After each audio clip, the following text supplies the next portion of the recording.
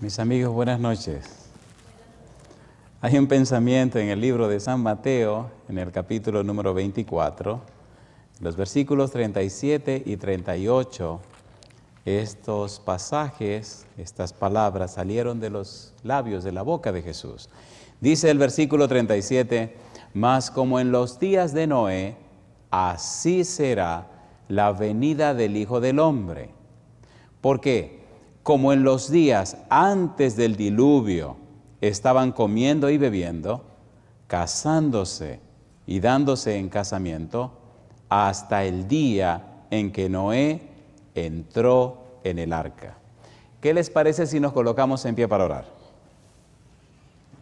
Querido Padre Celestial, gracias por las bendiciones que nos dio durante el día y gracias por el santo privilegio de reunirnos en esta hora para estudiar su palabra. Gracias por los ángeles que nos acompañan. Gracias, Señor, por la presencia hermosa de su Santo Espíritu. En esta hora, Dios amado, le rogamos que el Espíritu Santo nos traiga palabra de vida para la vida eterna. Que la experiencia de hoy sea tal que cada uno de nosotros pueda inclinarse de nuevo a su presencia, Señor. Que el Espíritu encuentre lugar en cada uno de aquellos y aquellas que en cualquier lugar del mundo y aquí presente estén escuchando su verdad. Señor, háblenos esta noche, que no sean palabras del predicador, pero que sean las palabras de Jehová, inspiradas y guiadas con el poder del Espíritu Santo. Ese es nuestro anhelo, Señor, y nuestra oración, y lo pedimos en el nombre de Jesús. Amén. Muy bien, hay una frase interesante que aparece en el versículo número 38, comiendo y bebiendo. Dentro del capítulo 24 del Evangelio según San Mateo, hay toda una estructura interesante que atiende a una pregunta que los discípulos hicieron. Señor, dinos, ¿cuándo será el fin del mundo? ¿Cuándo será tu venida y el fin del mundo? Y Cristo comienza a decir algunas cosas. Aquí refiere que su segunda venida sería como en los días de Noé, sería como lo que pasó antes del diluvio. Si nos trasladamos a lo que ocurrió antes del diluvio, necesariamente debemos volver a Génesis capítulo 6, versículo 5. Dice Génesis capítulo 6, versículo 5, algo que leímos la noche anterior, pero hay una palabra en ese versículo 5 que es necesario trabajar con ella. Dice el versículo 5, Génesis 6, y vio Jehová que la maldad de los hombres era mucha en la tierra, y que todo, y aquí está la palabra, designio de los pensamientos del corazón de ellos era de continuo solamente al mal. Cuando Adán y Eva pecaron y escucharon la voz de Dios en el huerto, dice la Biblia que se escondieron. Cuando Dios llamó, Adán, ¿dónde estás tú? Él respondió, oí tu voz en el huerto y tuve miedo y me escondí porque estaba desnudo. Y entonces Jehová le preguntó, ¿y quién te enseñó que estabas desnudo? Aparece un verbo curioso y es el verbo enseñar. Los únicos que enseñan son los maestros. ¿Qué maestro nuevo te conseguiste? ¿Quién te enseñó que estabas desnudo? Hay un asunto interesante con la pregunta, ¿dónde estás tú? Cuando Dios pregunta, ¿dónde estás tú, Adán y Eva? No se refiere a la parte geográfica. Dios sabía dónde estaban ellos. Pero es curioso que ellos no sabían dónde estaban. El ser humano necesita saber dónde está. La familia necesita saber dónde se encuentra. Hay algunas personas que están en la iglesia y hace tiempo que ya se fueron. Hay algunos que están cantando los himnos en la iglesia y hace rato que no están en eso. Hay personas que están viviendo vidas dobles. No son ni una cosa ni la otra. Y notan una vida pobre y débil. ¿Cómo puedes esperar que el poder de Dios se manifieste en tu vida si estás viviendo separado de Dios? ¿Dónde estás tú? Es la pregunta de Jehová. Adán no sabía dónde estaba. Cuando el ser humano se separa de Dios, hay otro poder que toma el control de su vida. Y aquí aparece la palabra yeser, designio, intención, imaginación, voluntad. El corazón de la gente era de continuo al mal porque había llegado un nuevo maestro. había llegado un nuevo espíritu, había llegado un nuevo poder. Y ese nuevo maestro, ese nuevo espíritu, ese nuevo poder, todas las intenciones de su mente, todas las intenciones de su hombre interior, todas las intenciones de su corazón eran de continuo al mal, porque lo único que sabía hacer es lo malo. Hay dos poderes que pueden dirigir tu vida. O la dirige el Espíritu de Dios, o la dirige el otro espíritu. Y querido, no hay un tercer lugar. O una cosa, o la otra. Me gusta Dios. Me gusta Dios porque en su palabra nos revela y nos devela el misterio. Y hoy vamos a comenzar un trabajo que nos llevará todo el resto del tiempo y de la semana que viene, porque todo tiene que ver con este engranaje. Es como una cadena y cada eslabón ajusta exactamente donde tiene que ajustar para entender y comprender el valor y el significado de las palabras del Señor Jesús. Será como en los días de Noé. En los días de Noé, la intención, la imaginación, los designios, las motivaciones de la gente era de continuo al mal. La fuente de pensamientos es el corazón, como estudiamos ayer. Esa parte del ser humano, el hombre interior, que define lo que hace y lo que no hace. La frase o la palabra hombre interior se define de esta manera. El apóstol Pablo nos ayuda a comprenderla más y veremos más adelante esto.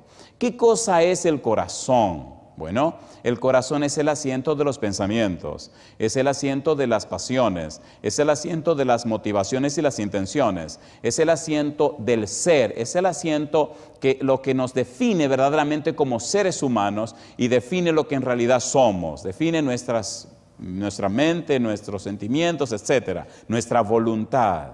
Ahora bien, la palabra Yetzer, la palabra que aparece aquí como designio, nos dice la intención de nuestro corazón, hacia dónde nuestro corazón se dirige, hacia dónde nuestro corazón va. Hay un par de versículos que sería bueno leer. Génesis capítulo 8, versículo 21. Mira lo que dice Génesis 8, 21. Y percibió Jehová olor grato, y dijo Jehová en su corazón: no volveré más a maldecir la tierra por causa del hombre. ¿Y qué dice ahora? Porque el intento del corazón del hombre es malo desde su juventud. Ni volveré más a destruir todo ser viviente como he hecho.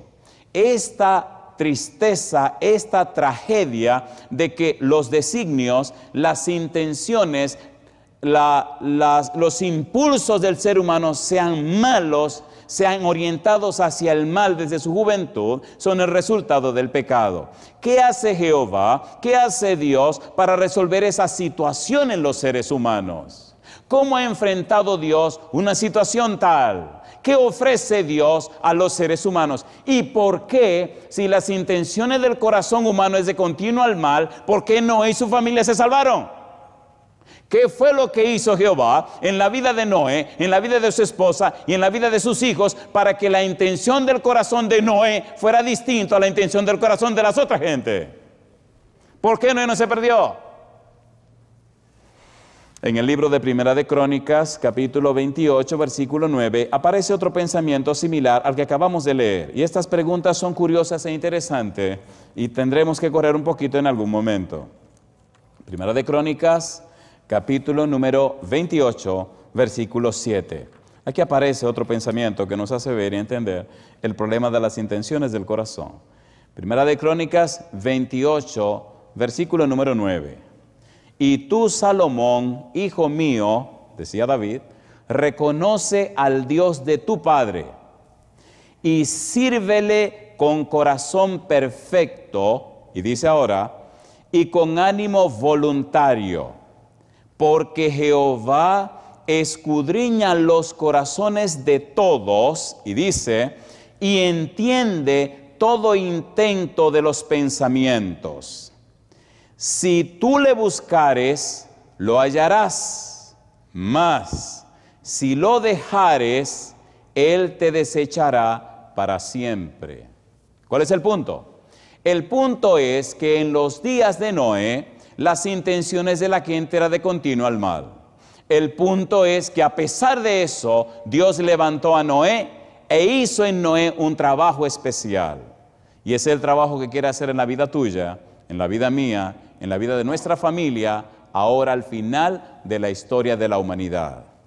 Debemos ir más al fondo del asunto. Entonces, pastor, ¿eso no era en el Antiguo Testamento? No, mi negro. También en el Nuevo Testamento ocurre el mismo problema. En el libro de San Marcos, en el capítulo 7, los versículos 21 al 23, el Señor Jesús dice que ahora también ocurre el mismo problema, la misma tragedia. San Marcos capítulo 7, versículos 21 al 23. Veamos el mismo problema. Dice Jesús: porque de dentro del corazón de los hombres, cardía, de adentro del hombre interior, del ser interior, de adentro de la base de sus pensamientos, de adentro de la raíz de donde nacen los pensamientos y las intenciones, de adentro del centro de sus emociones, de adentro de su ser interior, de su razón de ser, dice el Señor Jesús, de ahí adentro, versículo 21,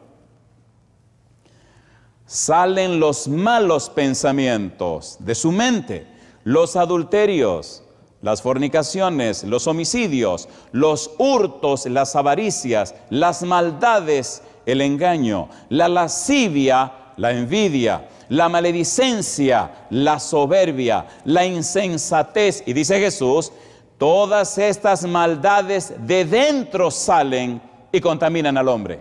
Bueno, ¿y cómo podemos llamar a eso que hay ahí adentro? ¿Cómo podemos identificar eso que está allá adentro? Hay una frase interesante que Pablo usa y es la frase hombre interior. Y se utiliza también en el Antiguo Testamento, en el libro de Ezequiel, la frase ser interior. El ser interior, el hombre interior, la base de nuestra existencia, nuestro verdadero yo, lo que realmente somos, donde el Espíritu trabaja, como veremos en un momento. Me apasiona y me emociona este trabajo porque me ayuda a visualizar o a entender y comprender el fondo y el trasfondo de nuestra tragedia o el fondo y el trasfondo de nuestro éxito y de nuestra victoria en Cristo Jesús. ¿Dónde trabaja el Espíritu? ¿Qué es lo que el Espíritu hace en nosotros? ¿Cuál es el lugar específico de nuestro ser donde el Espíritu se manifiesta? En 2 de Corintios capítulo 4, versículo 16, el apóstol Pablo menciona esta frase, hombre interior, y también menciona el hombre exterior.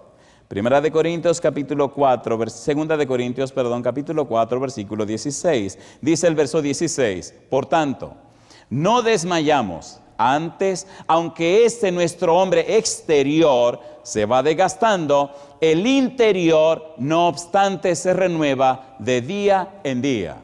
¿Qué cosa es el hombre interior? El hombre interior es nuestro ser intelectual y nuestro ser espiritual. El hombre interior compone nuestra mente, nuestra voluntad y nuestra conciencia. ¿Qué compone? Nuestra mente, nuestra voluntad y nuestra conciencia. De manera que el Espíritu de Dios trabajó en la mente, la voluntad y la conciencia de Noé. Trabajó en la mente, la voluntad y la conciencia de sus hijos. Por eso, a pesar de que no era científico, a pesar de que no era demostrable, a pesar de que no habían evidencias para amparar su fe, creyeron que vendría un diluvio. ¿Quién les hizo creer? El Espíritu Santo. ¿Quién los convenció? El Espíritu Santo. ¿Quién los convirtió? El Espíritu Santo. Y entonces le creyeron a Jehová a pesar de no tener evidencia para mostrar o demostrar un diluvio o una lluvia. Bendito sea el nombre de Dios. ¿Dónde trabajó el Espíritu Santo? En la mente de ellos. ¿Dónde trabajó el Espíritu Santo? En su hombre interior. ¿Qué cosa cambió el Espíritu de Dios? Su hombre interior. ¿Qué fortaleció? Su hombre interior. La burla, la documentación, la demostración de que estaban equivocados porque no habían evidencias, nada de eso los hizo dudar. Siguieron construyendo el arca.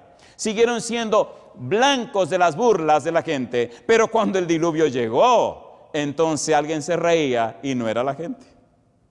Una pregunta, queridos, ¿estamos nosotros preparados para lo que vendrá? estamos listos y equipados y verdaderamente convencidos y convertidos a la verdad que profesamos. Nuestra vida refleja que el Espíritu ha cambiado nuestro ser.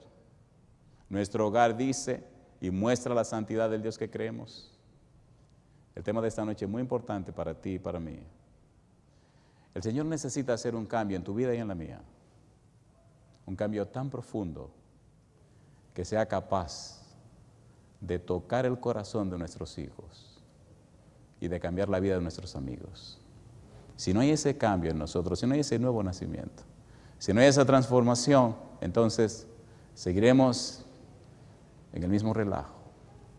El tiempo se acaba, el tiempo es corto y el Espíritu necesita hacer un trabajo rápido y abreviado.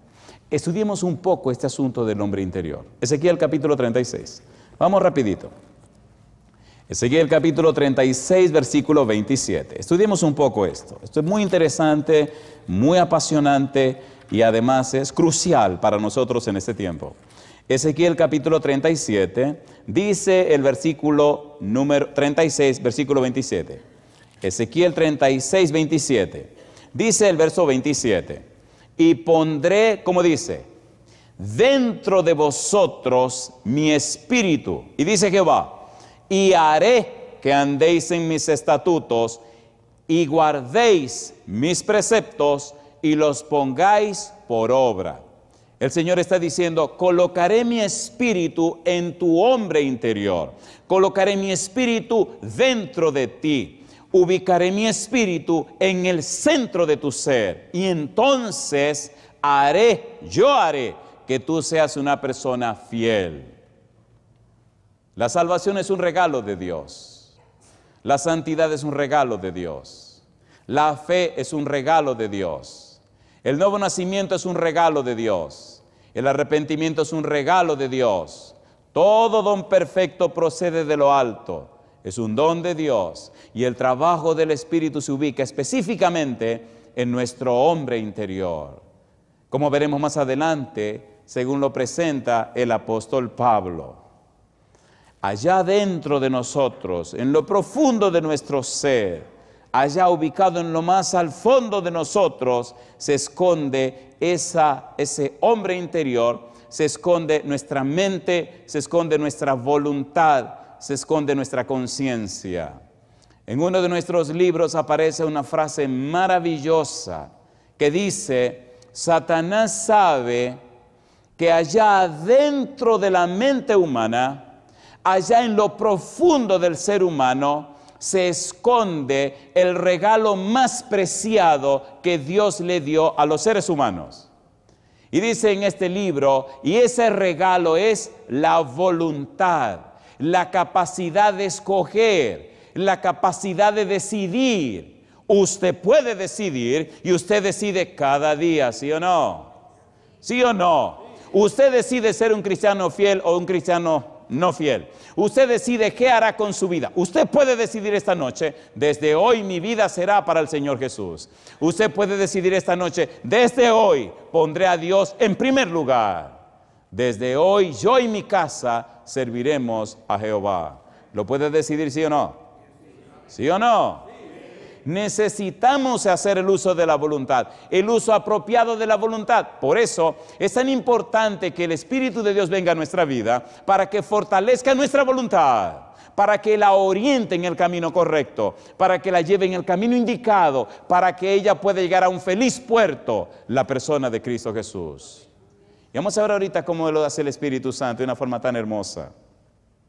En el Salmo 39, versículo número 3, aparece una frase interesante que nos dice que ese hombre interior es el asiento de nuestras emociones. Salmo capítulo 39, versículo 3. Ese hombre interior es el asiento de nuestras emociones. Si el Espíritu Santo reposa en nosotros, si el Espíritu Santo mora en nosotros, si el Espíritu Santo guía nuestro hombre interior, si el Espíritu Santo dirige nuestra mente, si el Espíritu Santo fortalece nuestra voluntad y nuestra conciencia, entonces nuestras emociones estarán a tono con los principios de Jehová. Y la vida será distinta.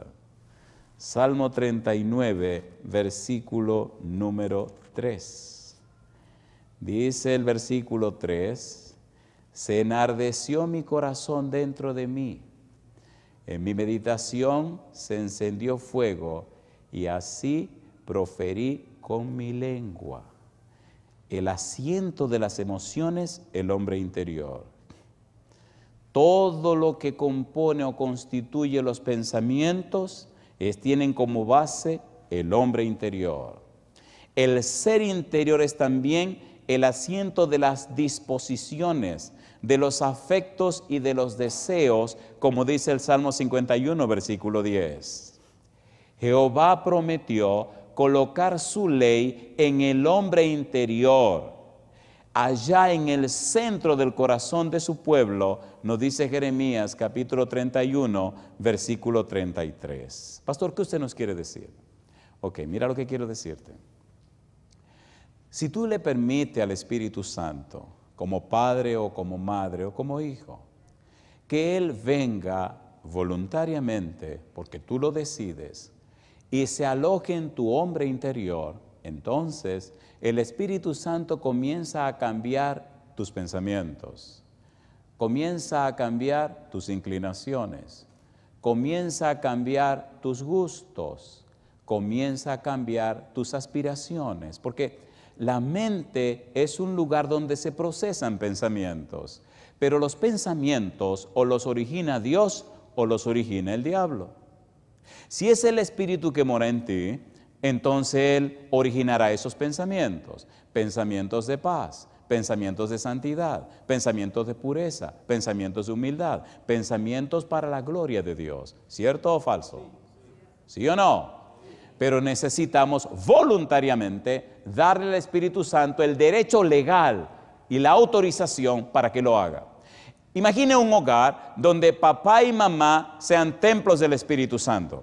Imagine un hogar donde los hijos sean templos del Espíritu Santo. Yo le pregunto, ¿cómo será esa casa?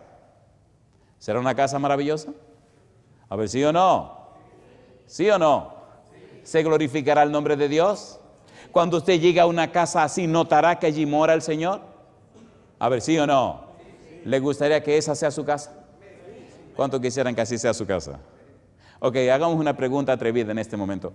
¿Usted se atreve a sacar cualquier cosa que haya en su mente y en su vida para que el Espíritu reine solo allí? ¿Cuántos se atreven a hacer la decisión? ¿Fue el ser humano creado para morada del Espíritu de Dios? En el libro de Hebreos, en el capítulo 3, versículo 6, dice que nosotros somos una casa. En el libro de 1 de Corintios, capítulo 3, dice que nosotros somos un templo. Y en el capítulo 6 se repite la misma idea. Me gusta que dice el libro de 1 de Corintios, dice el apóstol Pablo, que nosotros somos una casa espiritual, somos un templo para morada del Espíritu de Dios y que nosotros somos propiedad de Dios. Y dice el apóstol que nosotros fuimos comprados con la sangre de Jesús. Y dice el apóstol que fuimos creados para morada del Espíritu de Dios. Cuando el ser humano como Noé y su familia deciden colocarse en las manos de Dios, cuando la familia decide convertirse en templo del Espíritu de Dios, no la casa, sino las personas, entonces hay un poder sobrenatural que transforma la vida a una experiencia sobrenatural. Y la gente nota que usted ya no es una persona natural. Y entonces se glorifica a Dios en la vida suya. En el libro de Romanos capítulo 7, versículos 22 y 23, Pablo cuenta su experiencia con esto del hombre interior. Romanos capítulo 7, versículos 22 y 23, pongamos cuidado a lo que Pablo dice. Son pensamientos profundos, pero muy aclaratorios. Romanos 7, 22 dice Pablo, porque según el hombre interior, me deleito en la ley de Dios. ¿Por qué Pablo se deleitaba en la ley de Dios según el hombre interior? Porque estaba lleno del Espíritu Santo. Porque se había entregado al Señor. Porque había puesto toda su voluntad en la mano de Dios. ¿Sí o no? ¿Sí o no? Lo mismo pasó con Noé. Se deleitó en el hombre interior, se deleitó en la ley porque había colocado toda su vida en las manos del Espíritu de Dios. Por eso las burlas, los problemas, las dificultades y todos los sinsabores los enfocaba en su fe y su confianza en el Dios Todopoderoso. ¿Venció o no venció Noé? Sí, Señor. Romanos capítulo 7, versículo 22, porque según el hombre interior me deleito en la ley de Dios. Y dice él, pero veo otra ley en mis miembros, que se revela contra la ley de mi mente y que me lleva cautivo a la ley del pecado que está en mis miembros. Pablo compara el hombre interior, lo compara con su mente, porque el hombre interior es su mente, su voluntad y su conciencia. Él dice, yo me he entregado de tal manera a mi Señor, he renunciado a todo lo que este mundo posee, he enfocado toda mi vida y mi ser en mi Señor Cristo Jesús, he hecho de mi existencia solamente la voluntad de Dios. Por eso en mi hombre interior, en mi mente, mi voluntad y mi conciencia están enfocadas en la persona de Jesús y son morada del Espíritu Santo. Muy a pesar de que en mi cuerpo veo otra ley, veo que soy pecador, pero no obstante el ser pecador, no es una excusa para hacer lo malo. Mi mente sigue enfocada en Jesús, mi vida sigue enfocada en el Espíritu de Dios. Y yo digo, alabado sea el nombre de Dios. Queridos y queridas, permita el cielo, permita Dios que cada uno de nosotros comprenda esto y que en la parte final entendamos esa manera profunda y hermosa, esa cirugía, ese cambio, esa transformación que el Espíritu hace en nuestro hombre interior. En 1 Corintios capítulo 10, versículo 31, el apóstol Pablo nos da una idea de por qué es necesario que el Espíritu more en nuestro hombre interior. Dice el versículo 31, si pues coméis, ¿qué dice ahora? O bebéis, ¿o qué más? O hacéis otra cosa, hacedlo todo, ¿para qué? Para la gloria de Dios. Aquí estudiamos la primera noche que el Señor hizo a Adán y Eva a su imagen y semejanza. Y estudiamos también que imagen y semejanza significa que eran hijos de Dios. Y que imagen y semejanza significa que reflejaban la gloria de Dios. Romanos 3:23 dice, por cuanto todos pecaron, están destituidos de la gloria de Dios. Después que pecaron, perdieron, se destituyeron de la gloria de Dios, pero antes de pecar estaban instituidos en la gloria de Dios. Ahora dice el apóstol Pablo, si pues coméis o bebéis o hacéis otra cosa, hacedlo ¿para qué? Para la gloria de Dios. Los antediluvianos comían y bebían para la gloria del yo, pero Noé vivió comiendo y bebiendo para la gloria de Dios. El contraste entre los antediluvianos y Noé era el estilo de vida. Ahora el Espíritu quiere trabajar en nuestro hombre interior para cambiar nuestra yetzer, nuestra intención, nuestros designios, para cambiar y transformar los propósitos de nuestra vida y orientar nuestra mente, nuestra voluntad y nuestra conciencia al cumplimiento de la voluntad de Dios. Es en el cumplimiento del deber, es en la obediencia a la ley como la persona es libre. Cuando la persona viola la ley, cuando viola los principios, se hace esclavo. ¿Sí o no? ¿Sí o no? No es haciendo lo que me da la gana como se logra el éxito, es caminando conforme a los principios establecidos. Y si no, cruces en rojo en el semáforo y verá lo que le va a pasar. ¿Sí o no? ¿Sí o no? Pero quien nos orienta, quien nos instruye, quien nos capacita para caminar de esa manera, el Espíritu Santo.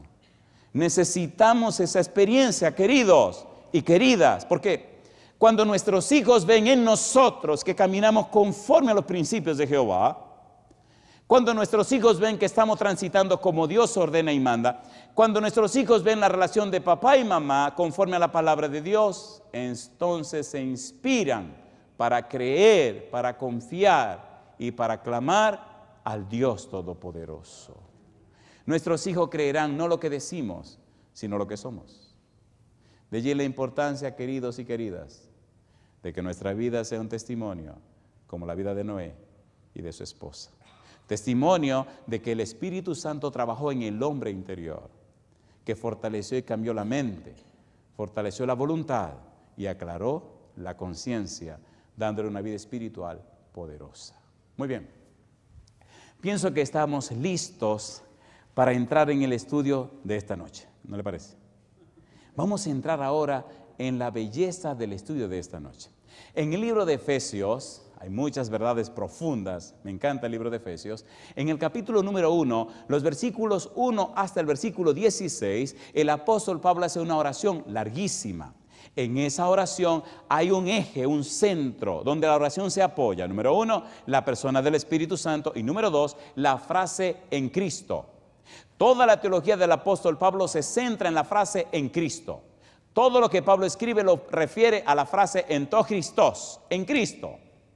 Y él dice, en Adán todos mueren, mas en Cristo todos serán vivificados, todos serán vueltos a la vida. Primera de Corintios capítulo 15, versículo 22. En esa oración tan larga, Pablo dice que nuestra herencia, que todo lo que nosotros somos, todo lo que tenemos está en Cristo. La frase en Cristo no es nada más y nada menos que una expresión que significa personalidad corporizada. ¿Qué significa? Personalidad corporizada. Uno que representa a muchos. En Adán todos mueren. En Cristo todos serán vueltos a la vida. Alabado sea el nombre de Dios. Así que en Cristo tenemos la esperanza. En Cristo tenemos salvación. En Cristo tenemos una herencia. En Cristo recibimos el Espíritu Santo. En Cristo hay esperanza para nuestra familia. No podemos vivir sin Cristo. Tenemos que volver a estar en Cristo. Y en Cristo el Espíritu de Dios hace los trabajos en nuestra vida. Y llama la atención, versículo número 17, hasta el versículo 19, la profundidad del pensamiento de Pablo. Efesios capítulo 1, versículo 17 al 19. Ponga atención a lo que dice el apóstol, porque aquí hay palabras muy profundas. Dice el versículo 17. Él presenta en esta experiencia el propósito de su oración tan larga. Dice el 17, para que el Dios de nuestro Señor Jesucristo, el Padre de gloria, os dé espíritu de sabiduría y de revelación en el conocimiento de Él. Si el Espíritu de Dios no viene a nuestra vida, no entenderemos el mensaje del Señor. Porque las cosas espirituales se disciernen espiritualmente. Necesitamos el Espíritu de Dios en nuestro hombre interior para que nuestra mente quede iluminada con su presencia y comprendamos su verdad. Por eso él dice, estoy haciendo esta oración para que Dios les dé espíritu de sabiduría, espíritu de conocimiento, espíritu de revelación y entiendan lo que Dios les quiere decir. ¿Es hermoso eso o no es hermoso? A ver, ¿sí o no? Y sigue diciendo, alumbrando los ojos de vuestro entendimiento, alumbrando tu hombre interior, alumbrando tu mente, alumbrando tu conciencia, alumbrando lo profundo de tu ser, iluminando tu mente para que entienda el mensaje de Dios. Y el apóstol sigue diciendo, para que sepáis cuál es la esperanza a que Él os ha llamado y cuáles las riquezas de la gloria de su herencia en los santos. Y dice ahora, emocionado, es tan profundo donde se puede llegar, es tan inmenso lo que se puede recibir, es tan trascendente lo que se debe lograr, como dice en 1 Corintios 2, versículo 9, cosa que ojo no vio, ni oído oyó, ni han subido en el corazón de hombre, son las que Dios ha preparado para los que le aman. Y dice el versículo 10, pero ya Él la reveló a través del Espíritu Santo. Y ahora dice Él que está orando para que el Espíritu de Dios venga a nosotros. Y entonces, versículo 19, mire qué cosa linda. Y cuál la supereminente grandeza de su poder para con nosotros los que creemos, según la operación del poder de su fuerza. Alabado sea el nombre de Dios. ¿Qué es lo que Pablo está diciendo? Pablo está diciendo, estoy orando a Dios para que el Espíritu Santo venga a ustedes y los ilumine, los prepare y los capacite y puedan entender la grandeza, la sabiduría, la revelación, el conocimiento, para que ustedes sepan, para que conozcan y entiendan lo que Dios ha preparado para ustedes. Alabado sea el nombre de Dios. ¿Necesitamos eso? ¿Sí o no? Oiga, ¿se imagina usted una familia hoy, en este siglo tan extraño, que esté tan conectada con Dios, que el Espíritu le revele las grandezas y las hermosuras y las bellezas de Dios? ¿Sí o no? ¿Ha prometido Dios suplir nuestras necesidades? ¿Ha prometido Dios estar con nosotros? Oiga, yo le hago una pregunta. Romanos 8:32 dice, el que no escatimó ni aun a su propio Hijo, sino que lo dio por todos nosotros, ¿cómo no nos dará juntamente con Él todas las cosas? Dios tiene para nosotros cosas que van más allá de lo que podemos entender o imaginar. Y en el capítulo 3, y aquí sí lo quiero dejar bien picadito, capítulo 3, el apóstol Pablo vuelve a la carga haciendo una oración, versículos 14 y 15. Capítulo 3, versículo 14 dice, por esta causa doblo mis rodillas ante el Padre de nuestro Señor Jesucristo, de quien toma nombre toda familia en los cielos y en la tierra. Dice él, por esta causa vuelvo a orar. Si en el capítulo 1 oró para que Dios nos diera espíritu de sabiduría y de conocimiento, ahora en el capítulo 3 ora para que entendamos el misterio, versículo 1 en adelante. Y comprendamos, versículo 10, que la iglesia es llamada para dar a conocer el misterio a los principados y potestades en los lugares celestiales. En otras palabras, la experiencia que Dios quiere con la familia humana es tal que hasta los ángeles deben saberlo. Bendito sea el nombre de Dios. ¿Se entiende, por favor? ¿Se entiende o no se entiende? Oiga, lo que Dios quiere hacer con la vida de su familia es tal que tiene que extenderse a todo el universo. Oiga, pastor, usted no está como muy emocionado. 1 Corintios 4:9, vamos a leerlo, para que sigamos siendo amigos. 1 Corintios 4:9, Dios quiere que tu familia sea un espectáculo para el universo, que tu esposa, tus hijos y tú sean un espectáculo para el universo. 1 Corintios 4:9 dice, porque según pienso, Dios nos ha exhibido a nosotros los apóstoles como postreros, como a sentenciados a muerte, pues hemos llegado a ser, ¿qué cosa? ¿Qué cosa? Espectáculo al mundo, a los ángeles y a quiénes más, y a los hombres. ¿Dónde están los hombres? En la tierra. ¿Dónde están los ángeles? En el cielo. ¿Y qué significa cosmos? Todo el universo. En el libro Deseado de todas las gentes, en la página 11 dice que este pequeño mundo es el libro de texto del universo. ¿Dónde murió Jesús? En este pequeño mundo. ¿Dónde Emmanuel vino a existir? Dios con nosotros, en este pequeño mundo. ¿Dónde Dios tomó carne y sangre? En este pequeño mundo. Así que todos los ojos del universo están enfocados ¿dónde? En este pequeño mundo. Y Dios quiere que tu familia refleje la santidad y su carácter para la gloria de su nombre. Mi pregunta en esta hora, ¿te gustaría aceptar el desafío de que el Espíritu venga a tu vida para trabajar en tu hombre interior? ¿A cuánto le gustaría? ¿Lo están haciendo sinceramente? Sinceramente. Póngase en pie conmigo. Sinceramente. ¿En realidad quiere entregar tu voluntad en las manos del Señor? ¿Quiere permitir al Espíritu Santo que trabaje en tu mente, que fortalezca tu voluntad y que aclare tu conciencia? ¿Te atreves a hacer esa decisión? ¿Cuántos de ustedes tienen menos de 30 años? ¿Cuántos tienen menos de 30 años? A mí me gustaría esta noche desafiar, adelante Sara, me gustaría desafiar a esos que tienen menos de 30 años. ¿Se atreven ustedes a tomar esa decisión hoy? De darle su mente al Señor, su voluntad y su conciencia. ¿Se atreven a hacer eso? ¿Cuántos se atreven a hacerlo, sinceramente? ¿Se atreven a pasar aquí al frente conmigo, menor de 30 años? Para decirle hoy al Señor, entrego mi vida, mi mente y mi voluntad en tus manos. Si usted tiene menos de 30 años, pase al frente, por favor. No tengo nada con lo que tiene más de 30 años. Pero pienso que esta edad es una edad un tanto difícil. Y si estos muchachos se llenan del Espíritu, miren, este mundo verá cosas grandes. Pienso que hoy, ahora es una buena oportunidad de volver al camino. No sé dónde tú estás, no sé cuál es tu condición, pero si al transitar por la vida el enemigo te engañó, la serpiente te mordió, y en estos temas que estás escuchando, has comprendido que tienes que volver otra vez a las manos del Señor. Este es el mejor momento. Dale la oportunidad del Espíritu Santo, que vuelva a morar en tu vida otra vez, que pueda limpiar tu mente y fortalecerla, que pueda fortalecer también tu voluntad, que el Santo Espíritu pueda hacer en ti todo aquello que quiere y necesita hacer en tu vida.